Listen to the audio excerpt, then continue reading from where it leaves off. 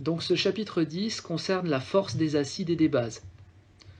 Alors la première chose qu'il faut qu'on comprenne et qu'on essaye d'étudier, c'est le produit ionique de l'eau. Et notamment la réaction d'autoprotolyse de l'eau. Alors qu'est-ce que c'est que cette réaction chimique? L'eau, c'est une substance qui est neutre et elle contient la même quantité en proportion très faible d'ions H3O+, et HO-. C'est un équilibre chimique entre la molécule d'eau et les ions oxonium et les ions hydroxyde. Donc l'eau, évidemment, c'est une espèce qui a à la fois le caractère acide et basique dans un couple et dans l'autre. C'est une espèce amphotère. Donc on le voit tout simplement ici. Donc H2O, ici c'est un acide, dans le couple H2O, HO-, et ici H2O, c'est une base dans ce couple-là. Si on écrit les demi-équations associées à ce couple-là, on obtient l'équation d'autoprotolyse de l'eau, puisque H2O, c'est en fait HO- plus H+, et puis H3O+, c'est en équilibre avec l'eau aussi, c'est H2O plus H+. Si l'eau peut réagir donc sur elle-même, tout simplement, il faut écrire cette équation dans le sens inverse, c'est-à-dire H2O plus H+ donne H3O+. Et bien si on fait la somme, donc ça c'était la même écrite dans l'autre sens, de ces deux demi-équations, on obtient l'équation d'autoprotolyse de l'eau. H2O est en équilibre avec HO- et H3O+. Donc ça veut dire que l'eau, elle se dissocie en ces ions-là, l'ion oxonium et l'ion hydroxyde, et puis eux-mêmes se réassocient pour reformer une molécule d'eau. Donc c'est une réaction acide-base qui est très limitée et qu'on appelle l'autoprotolyse de l'eau.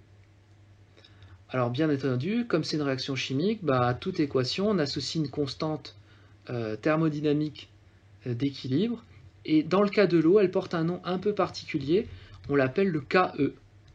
Et ce KE, il porte un nom, il s'appelle le produit ionique de l'eau, le produit des ions. Mais c'est une constante d'équilibre, comme on l'a vu, donc elle vaut tout simplement la concentration des ions HO- à l'équilibre, sur C0, fois la concentration des H3O+, à l'équilibre, sur C0. L'eau étant un solvant, son activité vaut 1. Donc on ne va pas le mettre, donc ça va faire ce qu'on retrouve ici. La concentration de H3O+ à l'équilibre fois la concentration des HO- à l'équilibre sur C0 carré, C0 étant une concentration fictive d'1 mol par litre qui nous permet de non dimensionner la constante, donc de ne pas avoir d'unité à cette constante. Voilà. Alors cette réaction, elle explique la formation des ions oxonium, des ions hydroxyde dans l'eau pure. Et on sait que cette valeur de constante, elle vaut 10 puissance moins 14. Donc cette valeur, il serait bon de la retenir. Le KE, la constante thermodynamique d'équilibre de cette réaction, vaut 10 puissance moins 14. Voilà, tout simplement pour cette partie. Bien entendu, on peut du coup créer une grandeur qui s'appelle le pKe, et le pKe, eh bien, un petit peu comme on faisait avec le pH, ça c'était moins log de la concentration de H3O+, et bien là c'est moins log du KE. Mais comme le KE vaut 10 puissance moins 14, c'est donc moins log de 10 puissance moins 14, et avec les propriétés mathématiques de la fonction log, ça vaut 14 à 25 degrés. Donc le pKe pour l'autoprotolyse de l'eau vaut 14. Alors ça ne dépend pas des concentrations initiales des différentes espèces. Le KE vaudra toujours 10 puissance 14, mais à 25 degrés. On voit ici, d'après le petit document qui est là, que ce pKe a des valeurs différentes en fonction des températures. Il vaut tout pile 14 à 25 degrés, mais si on est à 0, il est un petit peu plus élevé. Si on est température plus élevée, 60 degrés, il vaut 13,02 par exemple. Donc ça, si jamais on ne travaillait pas à 25 degrés, on serait obligé de vous donner la valeur. Ça n'arrivera pas ici. Une petite remarque, le C0 qui est là, comme il vaut 1 mol par litre, souvent on l'omet, des fois dans les relations on ne le met pas. En toute rigueur, il faut le mettre, mais des fois dans certains ouvrages, vous pourrez ne pas le voir, puisqu'il vaut 1 mol par litre. Hein. Il est rigoureusement indispensable, puisqu'on a des constantes qui n'ont pas d'unité, sinon elles auraient des unités. Mais après, des fois, pour simplifier, d'un point de vue numérique, on ne l'écrit pas. Alors un petit exemple d'utilisation. Ici, on vous propose de calculer la concentration des ions hydroxyde. Je rappelle que les ions hydroxyde, ce sont les ions HO-, dans une solution d'acide éthanoïque dont le pH vaut 3,8. Donc on connaît le pH de la solution à 25 degrés. Alors qu'est-ce qu'on peut dire? Que la concentration de H3O+, à l'équilibre, eh bien, elle vaut 10 puissance moins pH par définition. C'est-à-dire 10 puissance moins 3,8. À l'aide d'une calculatrice, on peut taper et avoir la valeur approchée. Donc à peu près 1,6, 10 puissance moins 4 mol par litre. Et on peut, grâce au KE, puisqu'on travaille en solution aqueuse, ça veut dire que l'équation d'autoprotolyse de l'eau est toujours vérifiée. On peut écrire la définition du KE. Eh bien, le KE, il vaut la concentration des HO- à l'équilibre, multiplié par la concentration des H3O+ à l'équilibre. Le tout sur C0, je ne le mets pas puisque ça vaut 1 mol par litre. Et ici, on nous demande de trouver la concentration des HO-. Donc j'isole la concentration des HO- à l'équilibre. Elle vaut donc KE divisé par la concentration des H3O+, des oxyoniums, à l'équilibre. Comme on travaille à 25 degrés, on sait que le KE vaut 10 puissance moins 14. Et la concentration des H3+, on l'a là. Donc 1,6 fois 10 puissance moins 4. On a donc une concentration en HO- qui vaut 6,3 fois 10 puissance moins 11 mol par litre. Donc voilà une façon très rapide et relativement simple de trouver la concentration des ions hydroxyde si on a le pH d'une solution.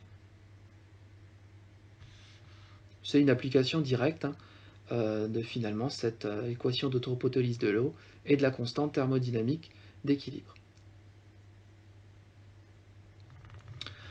Alors, le caractère acido-basique d'une solution est lié donc à la concentration des ions oxonium et hydroxyde, donc au pH et au pKe, et en observant, en connaissant la valeur du pH de la solution, on peut trouver des critères pour savoir si on a une solution acide, neutre ou basique rapidement, comme c'est indiqué ici. Donc une solution est acide, ce qui implique que la concentration des H3O+ est supérieure à celle des HO-. Ça implique que le pH est inférieur à pKe sur 2. Et donc que le pH est inférieur à 7. Neutre, on a égalité entre les concentrations, et le pH vaut pKe sur 2, et le pH vaut 7. Et basique, c'est exactement le contraire d'acide. La concentration des H3O+ est inférieure à celle des HO-, et le pH est supérieur à pKa sur 2, et par conséquent supérieur à 7, puisque pKe, ça vaut 14. 14 sur 2, ça fait bien 7. Donc ce sont des conséquences.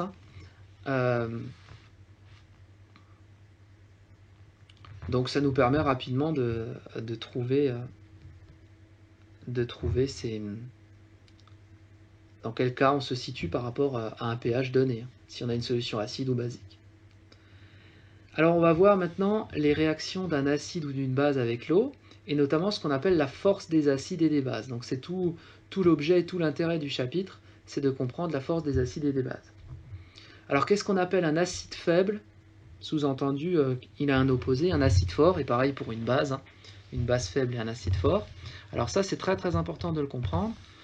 Un acide faible, c'est un acide qui ne réagit pas totalement avec l'eau. Autrement dit, sa réaction avec l'eau conduit à un état d'équilibre, qu'on symbolisera par une double flèche, représentée ici. Par exemple, AH plus H2O est en équilibre avec A- plus H3O+. Ça veut dire qu'à l'état d'équilibre, ce qu'on appelle l'état final, on a tous les produits et tous les réactifs dont il reste une partie. Alors l'équilibre peut être déplacé plutôt dans un sens ou plutôt dans l'autre, mais globalement, on a quand même toujours un équilibre. Ça veut dire que microscopiquement, à l'état d'équilibre, il reste du AH, il reste de l'eau, il reste du HO-, il reste du H3O+. Ça, c'est ce qu'on appelle un acide faible. Au contraire, un acide fort, c'est un acide qui a réagi totalement. Donc là, on a une simple flèche. À la fin, il ne restera plus de AH. Il aura totalement disparu. Il aura totalement été dissocié en A- et H3O+, avec l'eau. De la même façon, on parle de base faible lorsque cette base se dissocie dans l'eau selon un équilibre, et au contraire, une base forte lorsqu'elle réagit totalement avec l'eau. Donc voilà les deux critères. Bien évidemment, ça veut dire aussi, on peut l'interpréter d'une autre façon, que dans le cas d'un acide fort ou d'une base forte, on a un taux de dissociation qui est pratiquement égal, un taux d'avancement, pardon, pratiquement égal à 1. Au contraire, quand on a un acide faible ou une base faible, on a un taux d'avancement qui est strictement inférieur à 1. Alors souvent, ce qu'on prend quand même comme critère, on considère que le taux d'avancement, il est à peu près de 99%, donc à peu près de 0,99, on considère quand même que c'est un acide fort. Mais en dessous, on considère qu'il est faible. Donc l'acide est faible si le taux est strictement inférieur à 1. Alors, on va faire une étude sur un acide fort pour voir un petit peu comment ça fonctionne.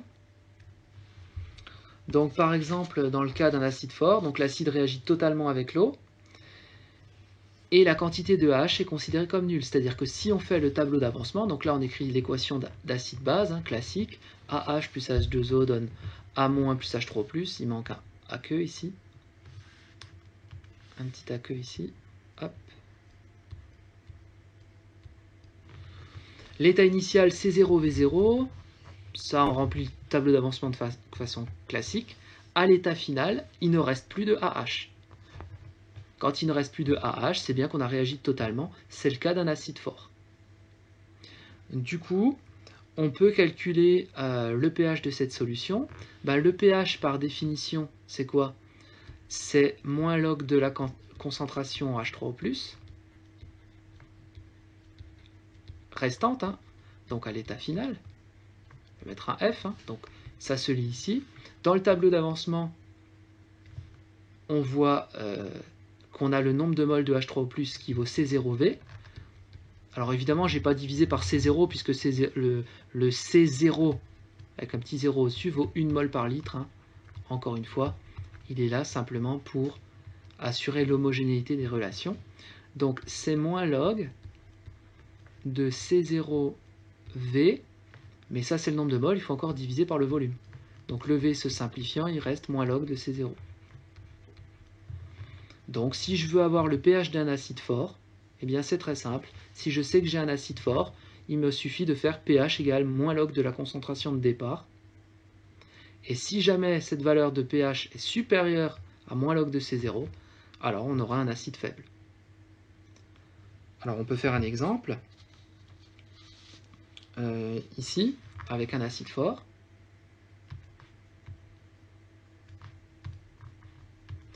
Donc une solution d'acide chlorhydrique, on nous précise que c'est un acide fort. Alors celle-là, il faut la savoir. L'acide chlorhydrique, c'est le plus connu des acides forts. Donc celui-là, il faudrait quand même savoir que c'est un acide fort. De concentration C égale 0,1 mol par litre, contient des ions oxonium à la même concentration. La question est de calculer son pH. Donc voici l'équation. Donc l'acide chlorhydrique plus H2O donne H3O+, plus Cl-. On applique la relation, c'est un acide fort, donc pH vaut moins log de la concentration, c'est-à-dire moins log de 0,10, c'est-à-dire 1. Donc 1, c'est bien une solution acide, c'est normal, très acide même, hein, pour un acide fort.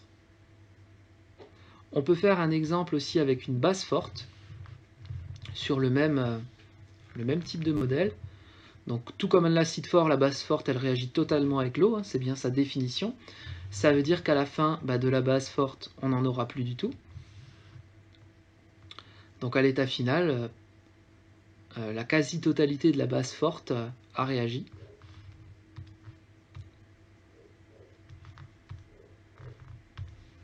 Donc on va voir comment ça fonctionne, c'est pas très difficile. Donc on fait le tableau d'avancement, on écrit l'équation acide-base, toujours de la même façon. Donc A- plus H2O donne AH plus H3O+.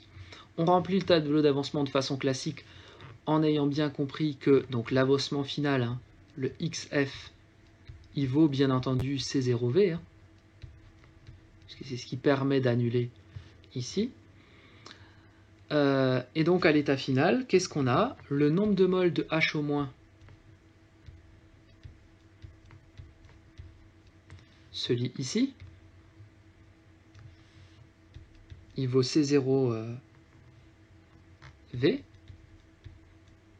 Par définition, c'est aussi XF, hein, l'avancement final, qui ici est un avancement maximal, puisque on a une réaction totale. C'est une base forte, hein, simple flèche, ici. Ce qui implique donc que la concentration de H- à l'état final, c'est C0V sur V, donc ça fait C0. Or, pour trouver le pH, eh bien, on utilise l'équation d'autoprotolyse de l'eau, puisqu'on est évidemment en solution aqueuse, donc on est bien dans l'eau.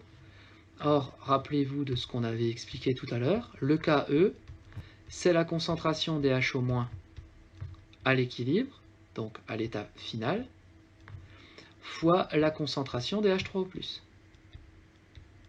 à l'état final. Ce qui nous intéresse, c'est de trouver le pH de la solution. Donc j'isole la concentration de H3O+, la concentration de H3O+, à l'état final. Elle vaut donc KE sur la concentration de H- à l'état final. Comme je veux le pH, j'applique la fonction log de part et d'autre de cette équation. Je vais le faire un petit peu là-haut. Donc j'applique log de la concentration de H3O+, à l'état final. Et je l'applique de l'autre côté, log de KE sur la concentration de H- à l'état final. Comme je veux le pH, et je sais que pH c'est moins log de H3O+, je mets un moins devant, je multiplie par moins 1 de part et d'autre. Ça, par définition, moins log de H3O+, c'est le pH. Et souvenez-vous des propriétés du logarithme, je vais les rappeler là. Log de A sur B, c'est log de A moins log de B. Rappel de mathématiques.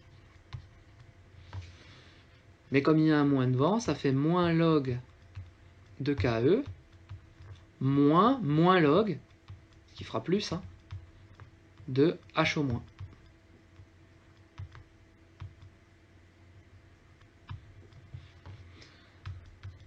Moins log de KE, par définition, c'est ce qu'on appelle le PKE.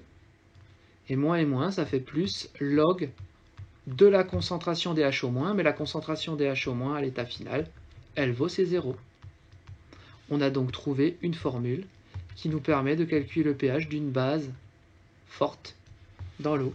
PKE, ça vaut toujours 14, si on est à 25 degrés, bien évidemment, plus log de la concentration initiale.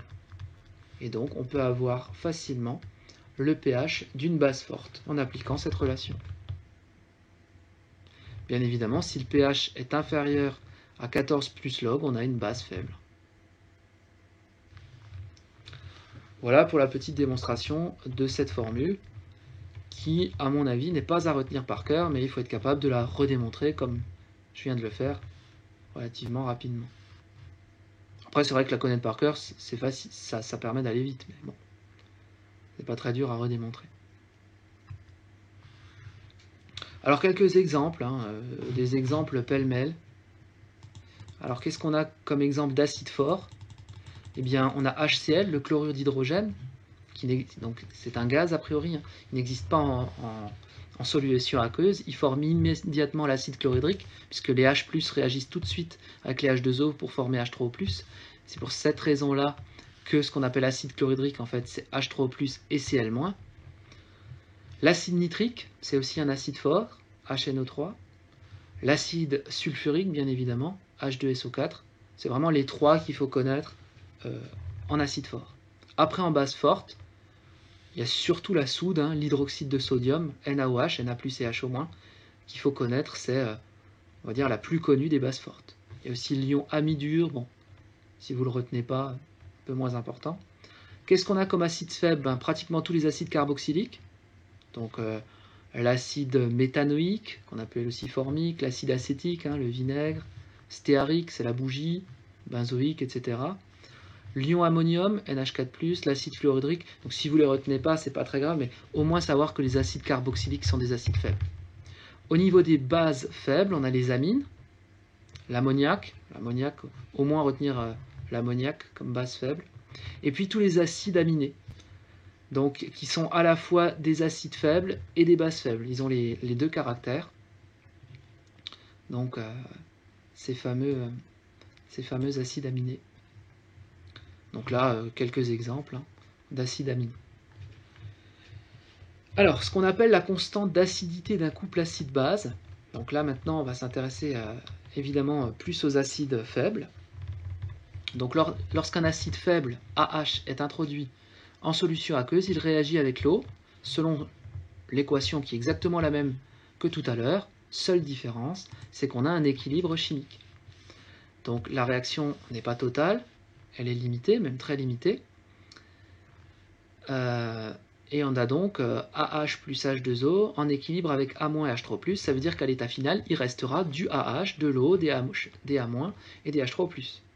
À cette équation, on associe une constante d'équilibre qui vaut la concentration de A- à l'équilibre sur C0 fois la concentration de H3O+ à l'équilibre sur C0 divisé par les réactifs, la concentration de AH à l'équilibre sur C0 et H2O, c'est le solvant, puisqu'on est en solution aqueuse, donc son activité vaut 1. Donc en général, on ne l'écrit pas. Bon, quand on réordonne ça avec les C0, on obtient cette expression. Alors comme c'est associé à un acide faible, on lui a donné un nom et on l'a appelé la constante d'acidité. Mais c'est rien d'autre qu'une constante d'équilibre thermodynamique au sens classique du terme. Rien d'autre. Et de la même façon, on associe le pKa qui vaut moins log de Ka. Ou bien le Ka qui vaut 10 puissance moins pKa. Tout comme on avait ça pour le pH.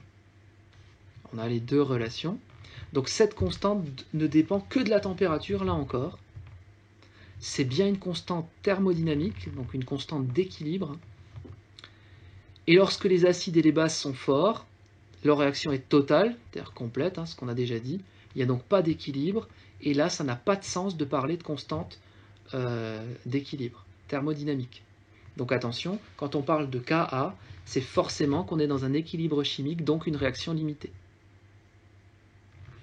Donc un exemple, l'acide HCl, l'acide fort, n'existe pas dans l'eau.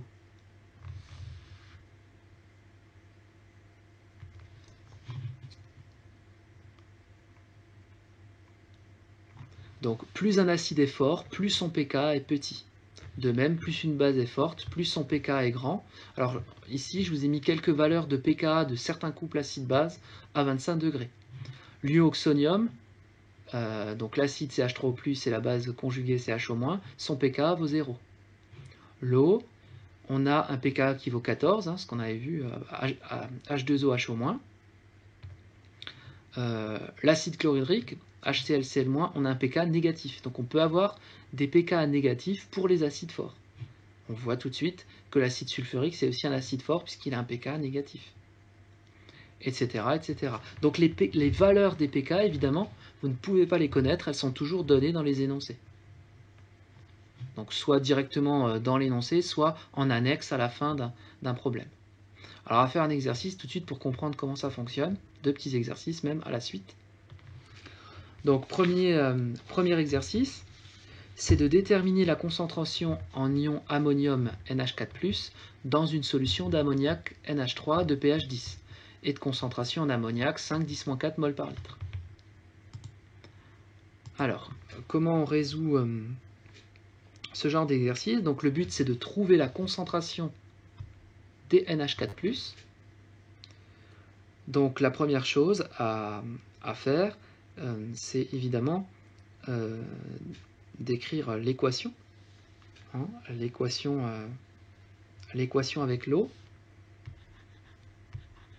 Donc on a NH4+ plus H2O qui va donc se transformer en NH3 plus H3O+. Ça, c'est l'équation acide-base. On aurait pu la décomposer avec les couples. Hein. Le couple NH4+ / NH3 et puis H3O+ / H2O. Hein, bon, ça, c'est l'équation acide-base classique. Important de repérer que l'eau est le solvant, ce qui signifiera que son activité vaut 1. On écrit la constante d'acidité de cette réaction, le Ka. Donc ce Ka, il vaut la concentration de H3O+. Donc par contre, bien précisé à l'équilibre, fois la concentration de NH3 à l'équilibre. À chaque fois sur C0, hein, divisé par la concentration de NH4+ à l'équilibre, fois C0 si on est très rigoureux. Donc là, on a écrit l'expression du Ka. Et on sait qu'on connaît le pH de cette solution. Le pH vaut 10. Ce qui sous-entend que la concentration des H3O+, à l'équilibre, eh bien, elle vaut 10 puissance moins pH. Comme d'habitude. C'est-à-dire 10 puissance moins 10. Donc je peux remplacer cette concentration-là par 10 puissance moins 10 puisque je la connais. Et mon objectif, c'est de trouver cette concentration-là. Donc je vais isoler la verte, la rouge je la connais, et la concentration des NH3, je la connais, elle est ici. Donc celle-là, je la connais. Et bien évidemment, le Ka, je le connais aussi, puisqu'il était donné dans le tableau précédent. Donc j'ai uniquement isolé la partie verte, c'est-à-dire la concentration des NH4+, à l'équilibre. Qu'est-ce qu'elle vaut? Eh bien, elle vaut la concentration des H3O+ à l'équilibre. Je fais exprès de respecter le code couleur hein, pour qu'on comprenne un petit peu, fois la concentration des NH3, alors c'est vrai qu'on ne voit pas très bien en jaune, divisé par le Ka. Il me reste tout simplement à remplacer numériquement. Celle-là vaut 10 moins 10. La concentration des NH3, elle vaut 5-10-4. Et le Ka, alors ça ne s'invente pas, hein, il faut regarder dans les tables. Donc c'est 6,3, 10 moins 10. Et une virgule ici. Et donc il ne me reste plus qu'à taper ça sur une calculatrice. On trouve 7,9 fois 10 puissance moins 5 mol par litre. Donc là, ça me permet rapidement de trouver une concentration inconnue en utilisant la constante d'acidité. Donc il faut vraiment comprendre qu'on utilise ça comme n'importe quelle constante thermodynamique. Hein. Elle s'appelle comme ça parce qu'elle concerne une équation acide-base. C'est tout. Alors un deuxième exercice un petit peu plus difficile, pas conceptuellement, puisqu'en fait le principe reste le même, un peu plus difficile d'un point de vue des maths, puisqu'on va cette fois-ci tomber sur une équation du second degré. Donc c'est la seule petite différence, je crois, hein, que oui, c'est cet exercice. Donc là, le deuxième exercice, il est un peu plus long, mais le fond Le fond du problème reste à peu près le même. Alors voyons voir ce qu'on nous demande. Donc on s'intéresse à la réaction entre l'acide éthanoïque, donc c'est un acide faible, et l'eau. Donc qui dit acide faible dit réaction équilibrée, hein, réaction limitée. Donc CH3COH, c'est l'acide éthanoïque qui réagit avec l'eau. Il forme la base conjuguée de l'ion éthanoate, CH3CO-, plus H3O+. On connaît la concentration de départ en acide. Elle vaut 1 × 10-2 mol par litre. Et le Ka, 2 × 10 puissance -5. Montrer que c'est un acide faible en calculant le taux d'avancement de cette réaction. Donc il va falloir qu'on calcule le taux d'avancement de la réaction. Donc là j'ai déjà préparé un tableau d'avancement pour gagner un peu de temps. Le tableau d'avancement est classique. Bien évidemment, on a fait la petite distinction entre état final et état maximal, puisque le but c'est de calculer le taux d'avancement taux, et le taux d'avancement, par définition, c'est le x final divisé par le x maximal. Et si jamais on trouve 1, la réaction est totale. Si on a quelque chose d'inférieur à 1, la réaction est limitée et donc on a un acide faible. Donc si on arrive à montrer que ça, c'est strictement inférieur à 1, alors on aura prouvé que c'est bien un acide faible. Voilà le but. Donc ça veut dire qu'il va falloir se débrouiller pour trouver et le x max et le x final. Voilà. Donc il est assez... je pense qu'il est assez facile de comprendre que on peut calculer rapidement le x max. Donc quand on regarde le tableau d'avancement, on est bien d'accord que le x max, on le trouve ici. Donc première chose, déterminons x max. Évidemment, on peut le faire dans l'ordre qu'on veut. D'après l'équation qu'on a là, on a CV moins x max égale à 0, ce qui implique que x max égale à CV. Qu'on peut calculer, puisqu'on connaît numériquement les concentrations. Alors là, on n'a peut-être pas le volume. Non, on n'a pas encore le volume. On sait que x max vaut CV. Si on n'a pas la valeur, ça sous-entend sans doute que ça se simplifiera après quand on va calculer le taux d'avancement. Sans doute. Bon. Ensuite, il faut qu'on trouve XF. Alors, comment trouver XF, l'avancement final? Celui-là, il correspond à la quantité d'ion H3O+, formée lors de cette réaction. Puisqu'on voit que le XF, c'est bien la concentration des H3O+ qu'on forme. C'est aussi celle des CH3CO-. Donc XF, qu'est-ce qu'il vaut? Donc déterminons XF.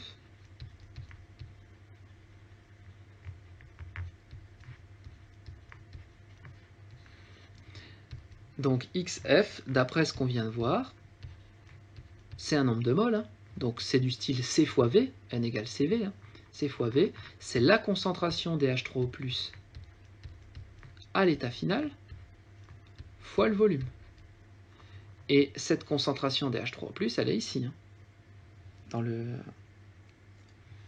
l'état final étant d'état d'équilibre. Donc là, on peut à tout moment, l'état final, c'est l'état d'équilibre.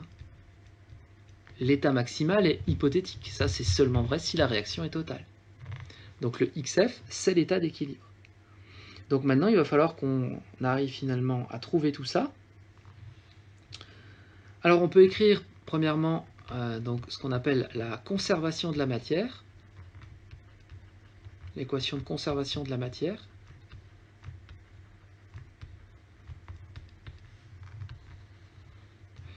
Alors cette conservation de la matière, elle nous dit que la concentration de CH3COH à l'état d'équilibre, donc à l'état final, plus celle de la base conjuguée à l'état d'équilibre est égale à petit c, puisqu'on sait que la concentration, elle vaut 1 × 10 puissance -2 mol. Ça, c'est vraiment ce qu'on appelle la conservation de la matière. À la fin, la somme des deux concentrations, c'est ce qui reste. Or, le taux d'avancement,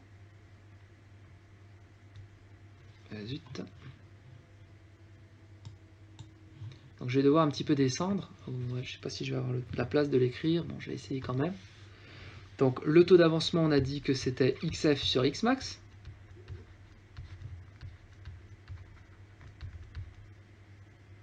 C'est donc, je remplace XF par ce que j'ai trouvé ici. C'est donc la concentration de H3O+,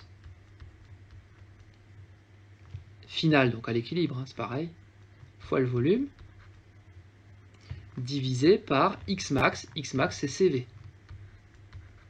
On voit que les volumes se simplifient. Il nous reste donc simplement la concentration des H3O+, sur C.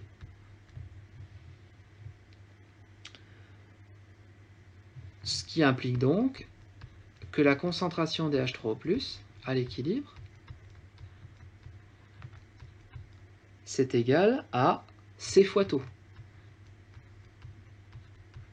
Là, pour arriver à ça, j'ai simplement regardé cette partie et cette partie, puisqu'il y a une égalité. Hein. Et j'ai isolé la concentration de H3O+. Donc là, je sais maintenant que la concentration de H3O+, moi, ce que je veux, c'est trouver une équation où il y aura taux. Une seule équation où l'inconnu, ce sera taux. Sauf que pour l'instant, je ne connais pas la concentration des H3O+. Donc je ne peux pas résoudre directement ça. Je connaissais, certes, mais je ne connais pas encore la concentration des H3O+. Donc pour l'instant, je l'ai isolé. Alors ça, je vais en avoir besoin. Je suis obligé d'effacer. Donc je vais le garder.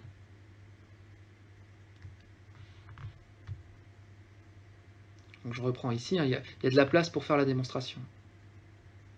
Donc je dois en être à peu près ici, à quelque part. Donc je disais donc, j'ai montré, donc, je le recopie, hein, que la concentration de H3O+ à l'équilibre, c'est C fois taux. Maintenant, j'écris la constante de ma réaction, le Ka. Le Ka, qu'est-ce qu'il vaut? Il vaut la concentration de CH3CO-, hein, toujours les réactifs à l'équilibre, fois les H3O+. Ah, ça tombe bien, je viens de les avoir. À l'équilibre, sur la concentration des CH3COH à l'équilibre. Je rappelle que le KH connaît sa valeur numérique. Ça, je peux le remplacer par ça. Donc finalement, on avance un petit peu. Et je sais, d'après la conservation de la matière, que la concentration des CH3COH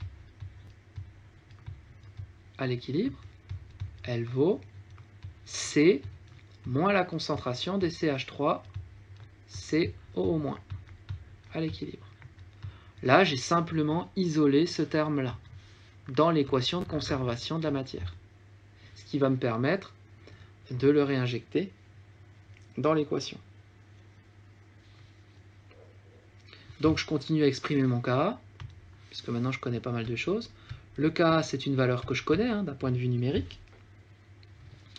La concentration, alors celle-ci, alors je vais la mettre en vert, oui. Cette concentration-là, si on regarde le tableau d'avancement, c'est exactement la même que celle des H3O+. Ces deux concentrations-là sont les mêmes d'après le tableau d'avancement. Donc attention, tableau d'avancement. On voit que la concentration des H3O+, à l'équilibre, c'est la même que celle des CH3CO-, à l'équilibre. Ce qui me permet, eh bien, tout simplement de remplacer par la concentration de H3O+ au carré du coup. Divisé, bien évidemment, par ce qui est écrit en rouge là, je vais mettre en rouge aussi, c'est moins la concentration des CH3CO-, à l'équilibre. Ah oui, mais ces CH3CO-, on vient de dire que c'est les H3O+. Donc finalement, on en arrive avec que des H3O+ comme inconnus.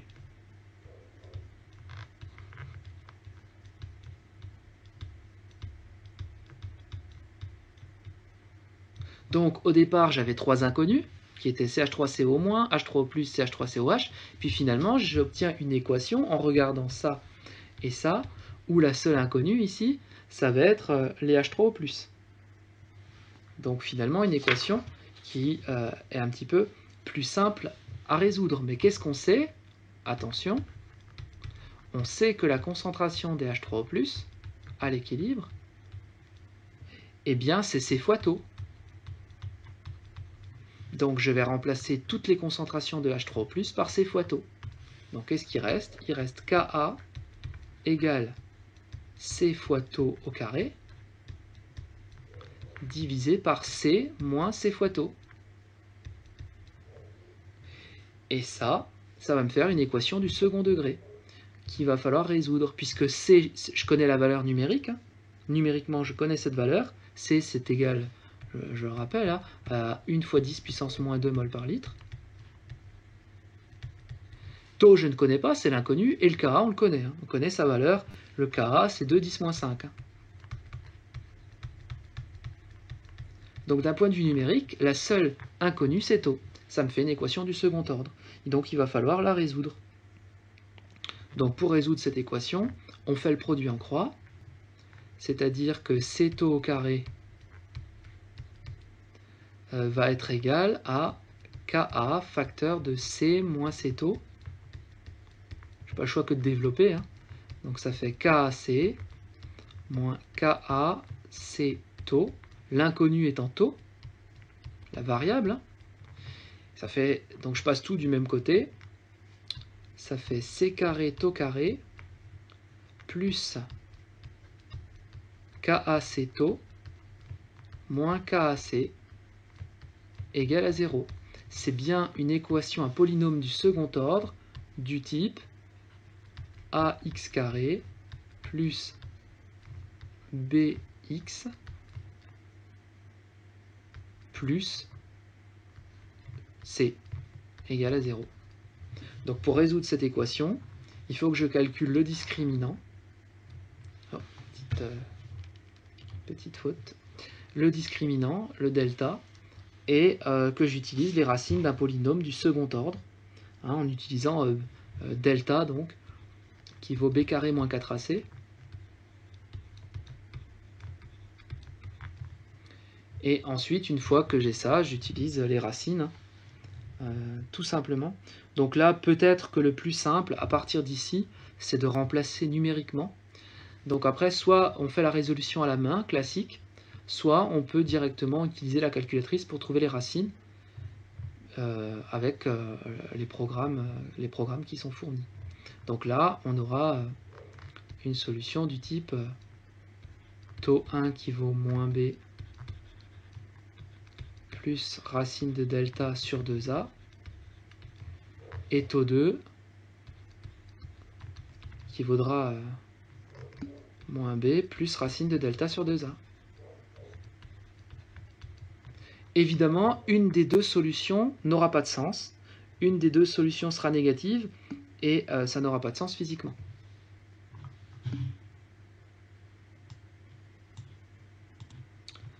Donc, résolvons maintenant donc, ce polynôme qui donc, peut se simplifier par c. Permet d'avoir numériquement les valeurs. Donc, la concentration C, elle vaut 10 puissance moins 2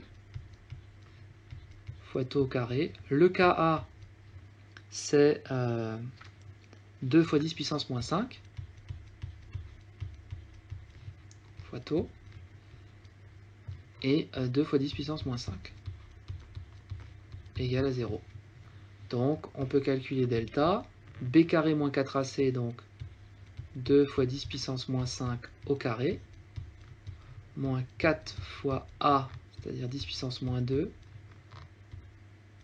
fois C, moins 2 fois 10 puissance moins 5. Donc voilà le discriminant. Donc quand on tape ça, on trouve 8 fois 10 puissance moins 7. Et on en déduit donc les deux solutions. La seule qui va avoir un sens physique, c'est la solution positive, donc du style moins b plus racine de delta sur 2A.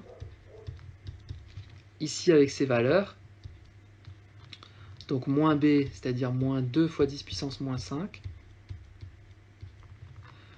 plus racine de 8 fois 10 moins 7, sur 2A, donc 2 fois 10 moins 2.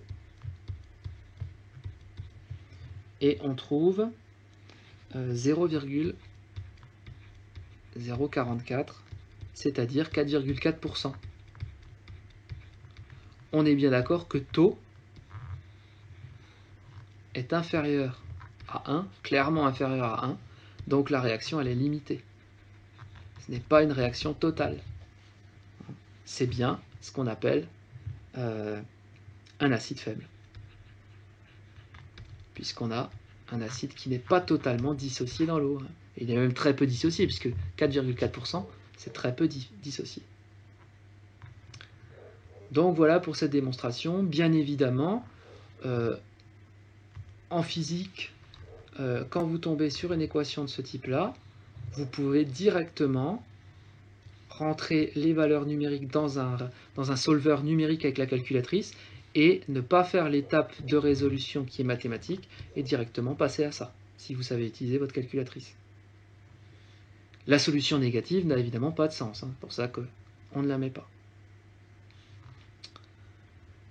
On en arrive à ce qu'on appelle les domaines et les diagrammes de prédominance. Alors les domaines de prédominance, ça va être d'essayer de comprendre quelle espèce est prépondérante, donc est en grande partie majoritaire sur l'autre en fonction du pH des solutions dans lesquelles on se trouve. Alors, soit un couple acide faible, base faible, donc évidemment ça n'a de sens que pour les acides faibles, présent dans une solution aqueuse dont on connaît le pH.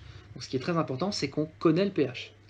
Les deux espèces AH et A- sont présentes simultanément, bien évidemment, puisque c'est un équilibre chimique, du fait que ce sont des substances acides et bases faibles, c'est ça qui est important. Donc on a à la fois du AH et du HO-. Les concentrations de ces espèces, elles vérifient évidemment les relations classiques du Ka. Donc, toute rigueur, il faudrait rajouter équilibre en annotation ici. Équilibre, équilibre, équilibre. Voilà. Il nous reste simplement à isoler la concentration des H3O+. La concentration des H3O+, quand on l'isole dans cette équation qui est là, c'est Ka fois la concentration des HO- sur A-. On applique le log de part et d'autre, on fait moins log ici, et moins log là. Donc, on a appliqué le log de part et d'autre, et on applique ensuite les propriétés de distributivité du log pour démontrer cette relation. Donc, c'est pas très très difficile. Donc, je peux la refaire, vraiment. La concentration de H3O+, à l'équilibre, là je vais pas, pour gagner un peu de temps, je ne vais pas écrire l'indice équilibre, Ka fois la concentration de AH fois la concentration de A-. J'applique le log de part et d'autre, ça fait log de H3O+, égale log de tout ça, c'est-à-dire de Ka, de AH sur A-.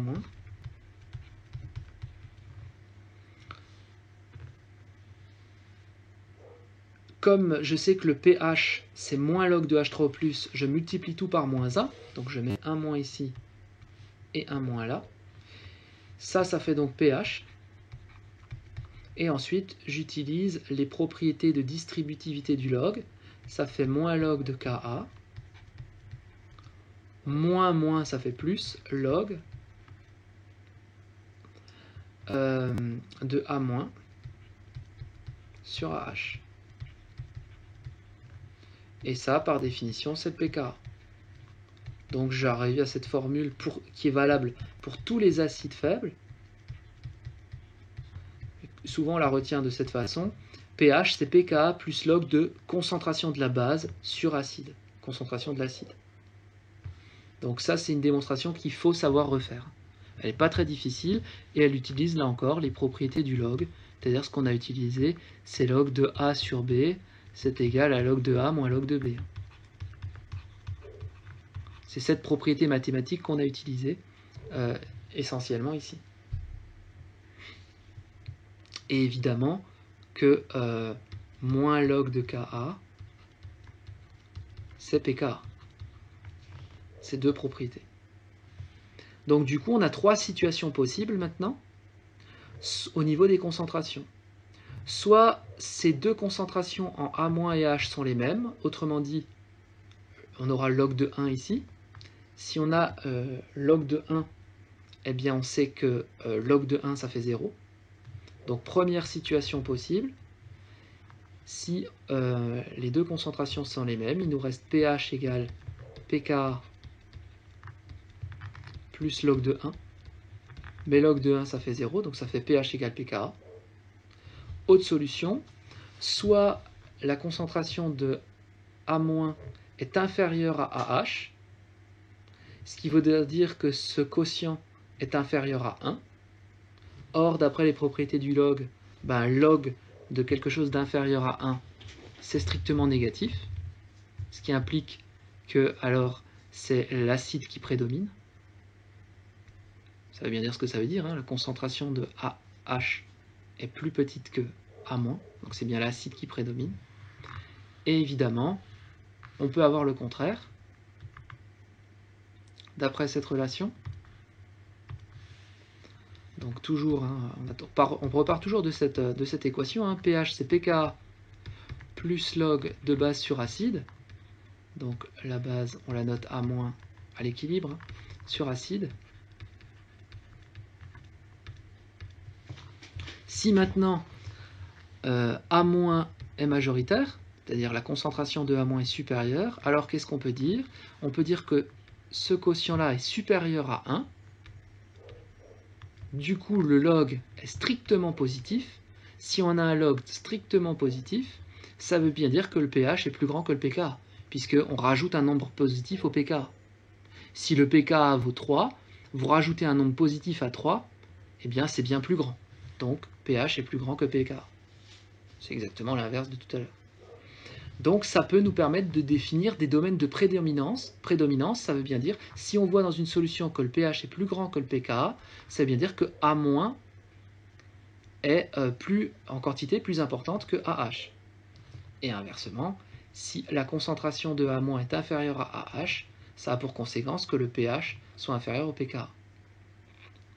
Donc, on parle de prédominance, c'est-à-dire qu'il y a une espèce qui est supérieure à l'autre en concentration. Donc on représente ce qu'on appelle un diagramme de prédominance, petit diagramme relativement simple, ici, où on met le pKa en fonction du pH, la valeur du pKa, et à chaque fois on dit quelle espèce prédomine sur laquelle. Donc le mieux, c'est de faire un exemple pour bien comprendre.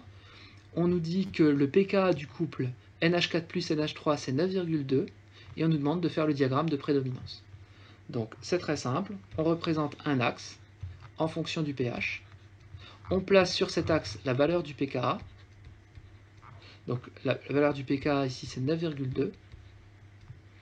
Et on note les espèces qui prédominent. Donc si le pH ici, dans ce cas-là, le pH est inférieur à pKa, si on est ici. Et bien si le pH est inférieur au pKa, on a dit que c'est l'acide qui prédomine. Autrement dit, ici on a surtout l'espèce NH4+. Qui prédomine. Ça ne veut pas dire qu'il n'y a pas du NH3, il y en a un peu, mais il y en a beaucoup moins. Au contraire, si on se place ici, dans cette zone, le pH est supérieur au pKa. On est plus grand que 9,2. Ici, on a dit que c'est la base qui prédomine. La base, c'est NH3. Donc voici le diagramme de prédominance.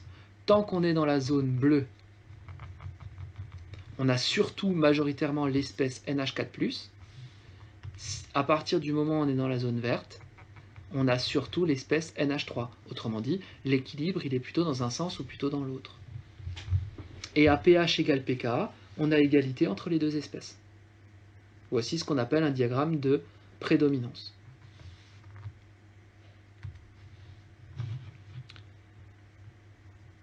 On utilise aussi le diagramme de distribution. Alors là, ça représente les proportions, mais en pourcentage, ce coup-ci, de l'acide faible et de la base faible d'un couple, en fonction du pH. Donc par exemple, la construction de ce genre de graphique, ça permet de déterminer expérimentalement un pKa. Donc qu'est-ce qu'on a ici? Eh bien, la courbe bleue, elle représente, en fonction du pH, le pourcentage de AH. La courbe rouge, c'est le pourcentage de A-. On voit pas bien le moins ici, hein, mais il y est. Eh bien, l'intersection des deux, c'est quand on a égalité, on est à 50% de AH et 50% de A-, égalité donc des concentrations, et on a dit ça c'est bien le cas quand pH vaut pKa. Donc ça nous permet, ce diagramme, de repérer la valeur du pKa d'un couple et donc du Ka. En regardant ce diagramme-là, on peut savoir à tout moment la valeur de la constante d'acidité. Donc un petit exemple d'utilisation.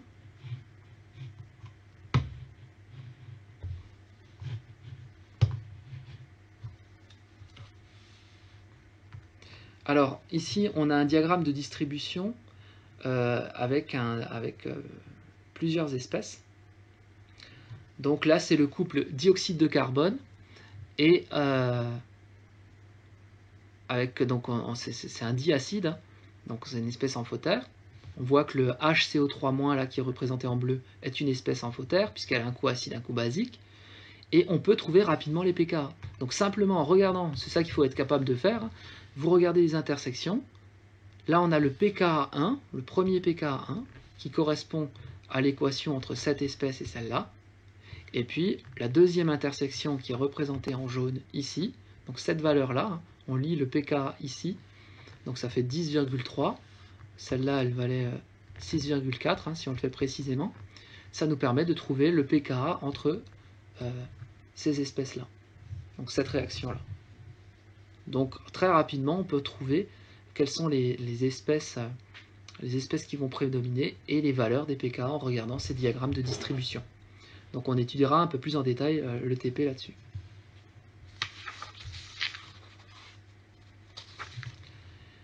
Alors un petit exercice d'application sur ça qui est relativement simple. Donc exploiter le diagramme de distribution de l'acide phosphorique suivant pour répondre aux questions. Donc on a différentes espèces qui sont des différentes couleurs, hein. Donc là on voit qu'on a 4 espèces. L'acide phosphorique c'est un triacide, c'est-à-dire qu'il est capable de céder successivement 3 protons. Donc H3PO4 va se transformer en H2PO4-, etc. Donc à chaque fois en libérant un proton de plus. On a différents couples acide-base mis en jeu, on a les couples à chaque fois, hein. Et on nous pose un certain nombre de questions là-dessus. Donc première question, c'est de déterminer la valeur des pKa de chaque couple. Bah, c'est très simple, il suffit simplement de regarder les intersections des courbes. Donc on a une intersection ici, ici et ici, et de lire à chaque fois les valeurs qui correspondent aux différents pKa. Donc premier couple, deuxième couple, troisième couple. Donc il suffit de les lire, hein. Donc là on est à peu près à 2,1, là on est à peu près à 7,2, et là on est à peu près à 12,4. Donc pour bien rédiger ça, on dit que, donc question A, hein, qui est ici, on dit que le pKa 1, je vais le noter 1, hein, du couple H3PO4 slash H2PO4- est égal à 2,1. Et on fait pareil, le pKa de ce couple-là, il vaut 7,2, et le pKa de ce couple-là, il vaut 12,4. Donc là, il suffit simplement de repérer les intersections.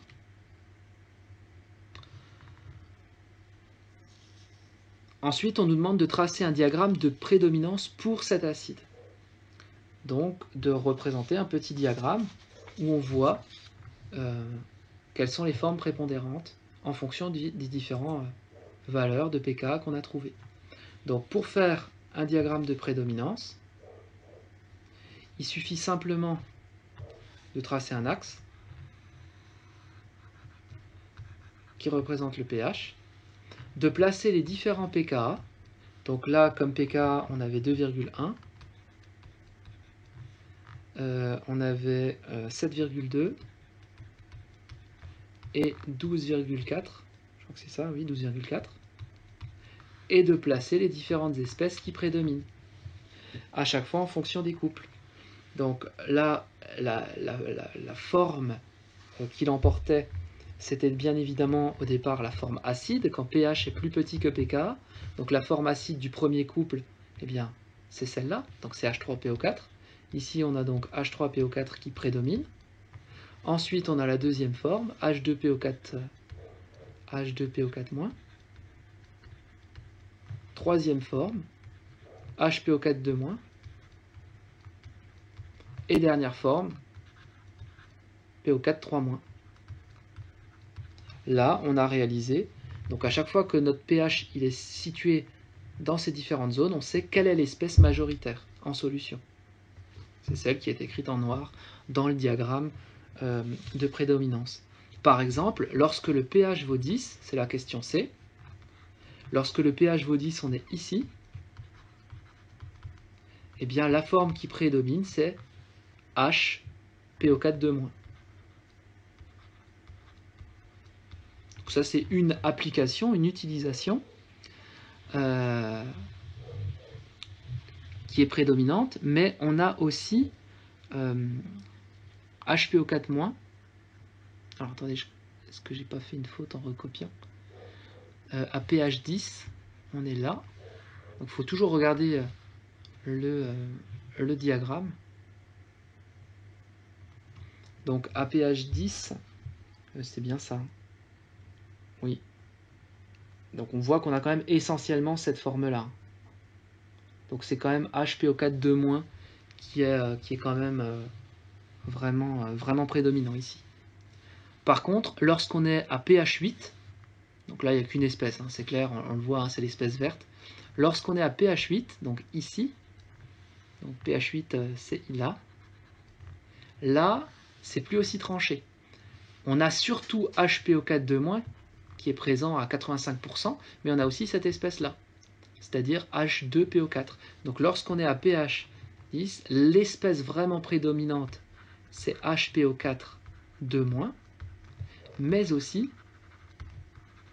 en plus faible proportion, mais quand même, l'espèce qui est symbolisée en rouge ici, hein, à peu près 10-12%, H2PO4-. Donc on a coexistence de ces deux espèces. Donc vous voyez, les applications d'utilisation de ces petits diagrammes ne sont pas complexes du tout. Alors application aux indicateurs colorés. Qu'est-ce qu'un indicateur coloré de pH? C'est une espèce qui a la capacité de changer de couleur en fonction de l'acidité au sens de Bronsted, du milieu dans lequel il se trouve, c'est-à-dire être capable de capter des protons H+. Donc par exemple, l'hélianthine, c'est un colorant organique qui peut représenter en solution aqueuse deux formes différentes, deux couleurs différentes. Hein. Lorsqu'elle est rouge, sa formule elle est notée H Inde, Inde comme indicateur, hein, puisque la formule est quand même relativement complexe. Et lorsqu'elle est jaune, sa formule est notée Inde-.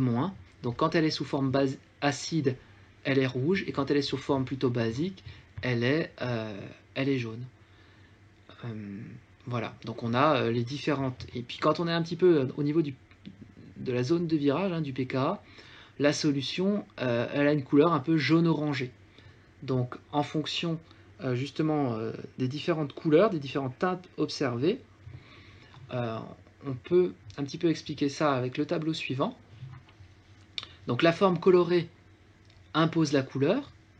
Si on voit que la concentration de la forme acide est 10 fois plus grande que la forme basique, eh bien c'est la forme acide qui prédomine. Si la forme acide prédomine, on est dans le rouge. Si au contraire, c'est la forme basique qui prédomine, alors ça veut dire que la concentration de l'espèce basique est 10 fois plus grande, au moins 10 fois, que la forme acide. Là, on est dans le jaune.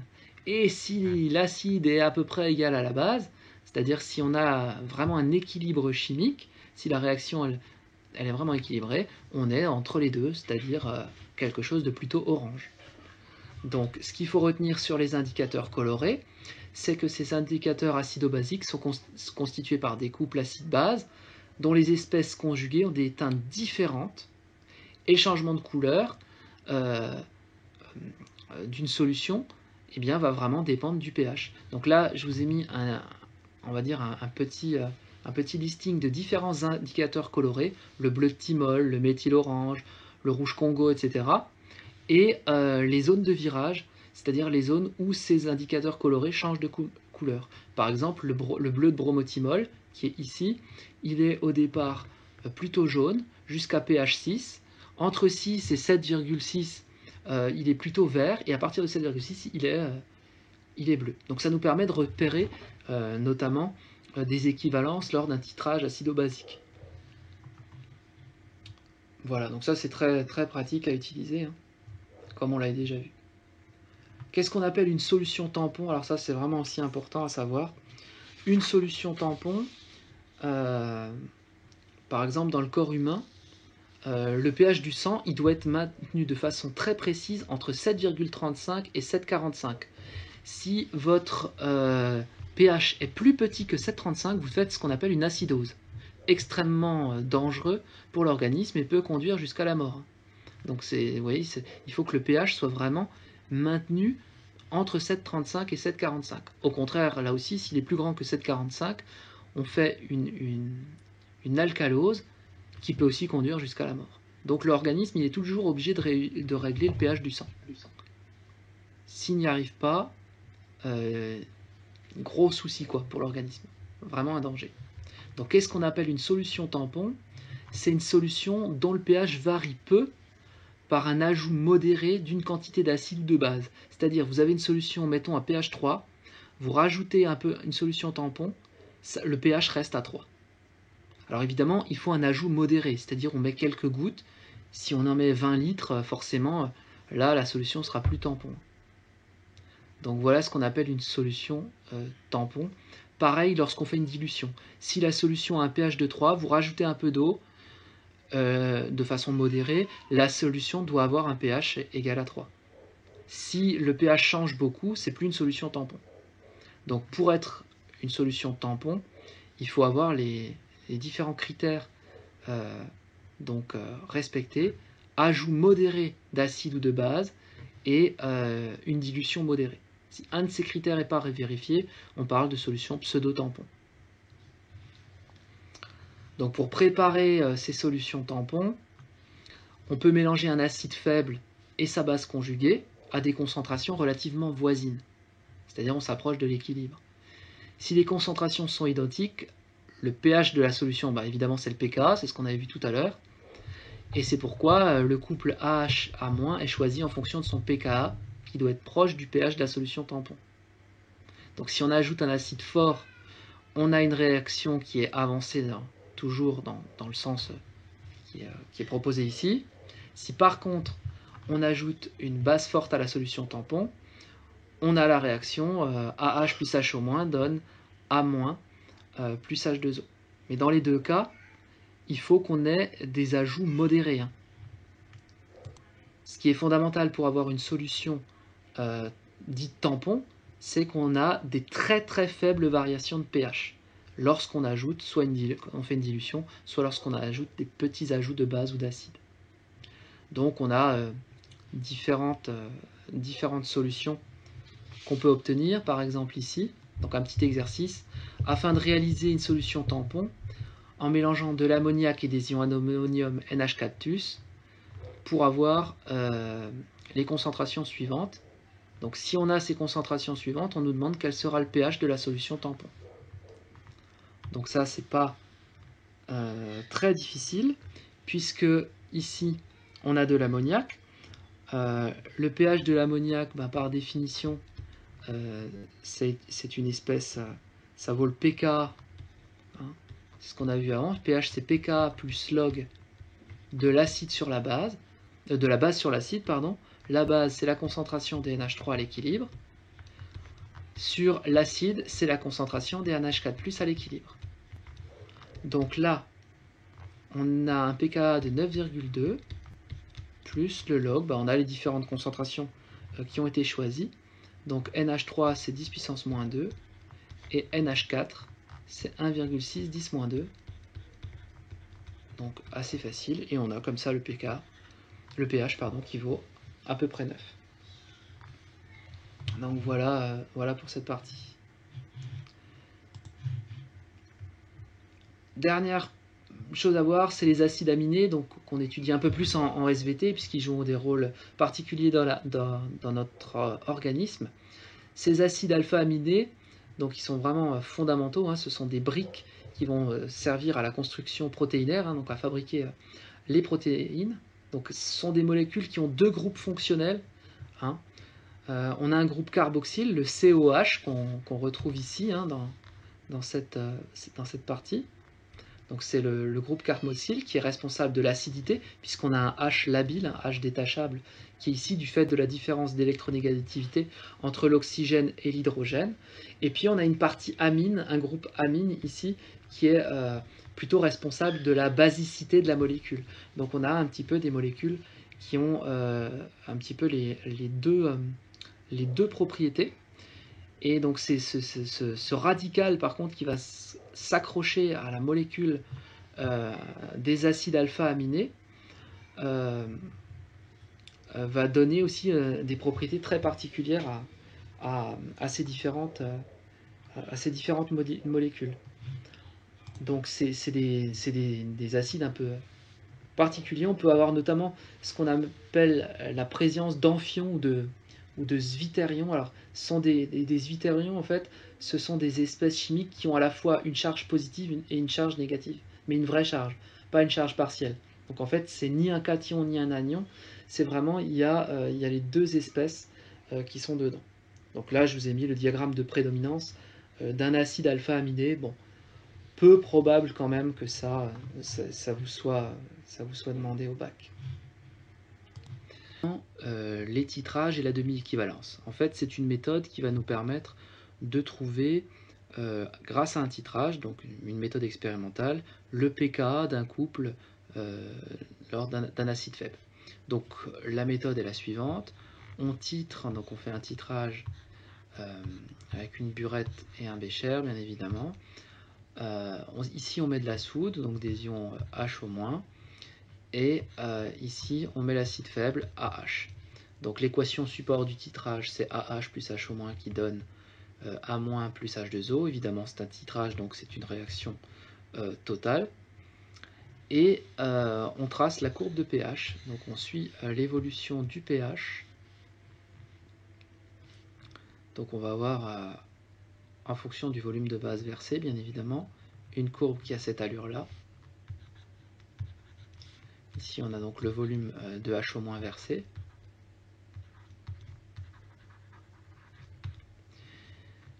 À l'aide de la méthode des tangentes, on peut ici déterminer le volume équivalent.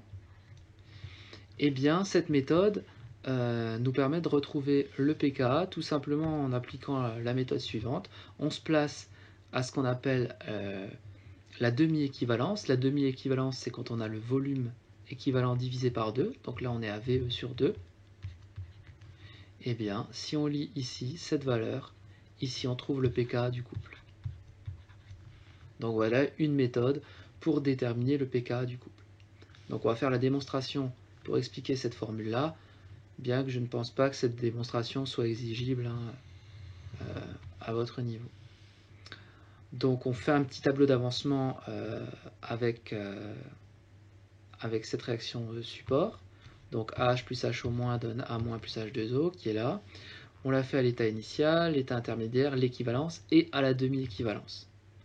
Donc à la demi-équivalence, on est bien d'accord que c'est la moitié de l'acide qui a réagi.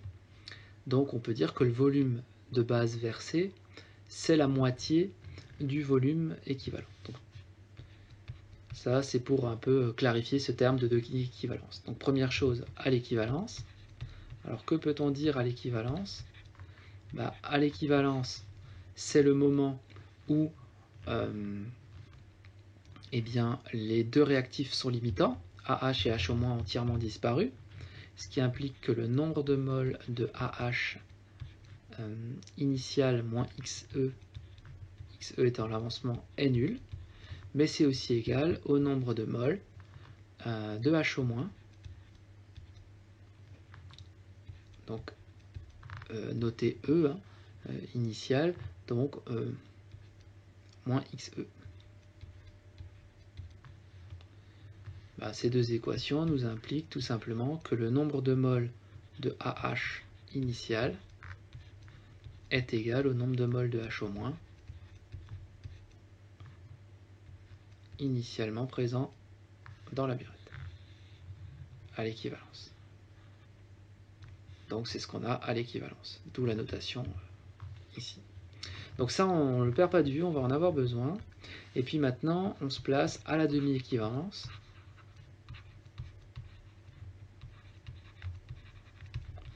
Donc à la demi-équivalence, qu'est-ce qu'on a? Eh bien à la demi-équivalence, on a le volume de base, donc le volume de H au moins inversé, qui est égal à 1/2 du volume équivalent. Donc on est bien ici, c'est la moitié du volume équivalent. Ça implique, alors je vais poursuivre la démonstration ici. Ça implique que le nombre de moles de H au moins, noté 1/2 pour dire à la demi-équivalence, est égal au nombre de moles de H au moins E divisé par 2. Ce qui implique donc que le nombre de moles de AH d'acide à la demi-équivalence est égal au nombre de moles de AH initial 0 divisé par 2, tout simplement parce que ce nombre-là qu'on retrouve ici, il est égal à celui-là. Donc on le remplace dans l'équation. Or, ce terme-là, d'après le tableau d'avancement, eh bien on le retrouve ici. Donc ce terme-là, c'est le nombre de moles de AH 0 moins X E sur 2, à demi-équivalence, l'avancement à la demi-équivalence. Il est donc égal au nombre de moles de AH0, là je recopie, sur 2. Toujours d'après le tableau d'avancement, qu'est-ce qu'on peut constater? C'est que le XE sur 2, c'est la quantité de A-. Donc, or, le XE sur 2 d'après le tableau d'avancement est égal au nombre de moles de A- à la demi-équivalence. Donc je le note indice 1/2. Ça nous entraîne quoi? Eh bien, ça nous entraîne qu'on peut remplacer ce X E sur 2 par le nombre de moles de A- à la demi-équivalence. Recopier ce qui reste. Ça, je le recopie. C'est le nombre de moles de H0. Ça nous fait donc une équation.